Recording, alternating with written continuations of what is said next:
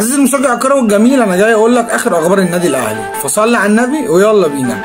غدا نقول مباريات النادي الاهلي الوديه امام نادي الملعب التونسي بتونس. المباراه اللي هتقام الساعه 8 بتوقيت القاهره بتعليق المعلق عصام عبده. المباراه هتتذاع على قناه النادي الاهلي. كان في اخبار بتقول ان المباراه هتتلعب من 3 اشواط، كل شوط 45 دقيقه، ولكن ريبيرو المدير الفني للنادي الاهلي رفض الفكره وقال انا عايز العب مباراه جديه علشان اقدر اقيم اللعيبه.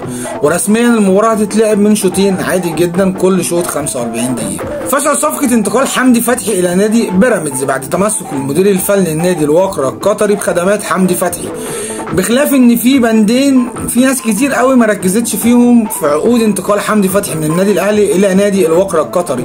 اول بند كان بينص ان حمدي فتحي ما يلعبش داخل مصر الا بموافقه النادي الاهلي. تاني بند بينص على شرط جزائي اللي قيمته 10 مليون دولار، فاي حد عايز يستعين بخدمات حمدي فتحي قبل نهايه عقده مع نادي الوقرة القطري واجب عليه ان هو يدفع مبلغ 10 مليون دولار. نادي سيراميكا كليوباترا بيعلن ثالث صفقاته القادمه من النادي الاهلي بعد بيع نهائي لخالد عبد الفتاح واعاره كريم الدبيس. رسميا كريم ندفت الى نادي سيراميكا كليوباترا كبيع نهائي. النادي الاهلي لكرة القدم النسائية بيعلن ضم الفلسطينية نور يوسف لتدعيم صفوف الفريق في الموسم المقبل.